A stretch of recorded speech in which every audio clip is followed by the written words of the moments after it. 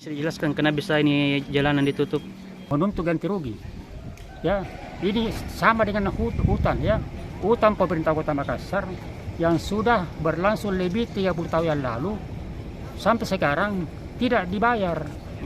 Ya, tidak dibayar. Nah, bahkan terakhir setelah kita mengajukan permohonan pembayaran disuruh dia minta supaya kita menggugat di pengadilan. Iya. Nah, bayangkan Pak, hutan ditagih, ya, di hutan ditagih, justru diarahkan kita menggugat di pengadilan. Kita penuhi, kita gugat ke pengadilan. Sekarang sudah ada putusan sampai di Mahkamah Agung, ya. Jadi tidak ada lagi alasan di amar putusan pengadilan dan dikuatkan sampai di putusan Mahkamah Agung. Pemerintah Kota Makassar, ya, yang memasukkan tanah milik penggugat, ya, dalam sebagai aset kekayaan daerah Kota Makassar, itu menurut pengadilan, menurut putusan amar putusan, itu adalah perbuatan melawan hukum yang dilakukan oleh pemerintah Kota Makassar.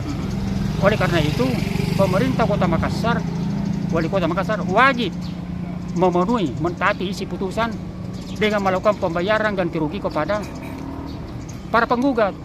Ya, makanya sekarang ini sudah jalan terakhir kita lakukan ini Pak. Sudah banyak kita langkah-langkah sudah bermohon ke pemerintah Kota Makassar, bahkan minta pendapat dari mana-mana sampai ke Menteri Keuangan.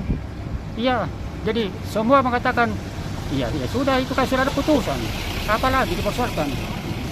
Jadi dibayar saja, dipenuhi saja. Ganti ruginya itu yang kita minta di di gugatan 12 miliar 500. Sekitar itu 12 miliar 500. Dengan luas tanah semuanya 1.791 meter persegi. Ya, itu dua pemilik. Ya, dua pemilik, ya. Jadi bagian sana miliknya namanya Muhammad Yahya, itu luas tanahnya 1.302 meter persegi. Kemudian di sebelahnya lagi, sebelah baratnya atas nama Muhammad Rais seluas 489 meter persegi. Ini mestinya dibayar ini.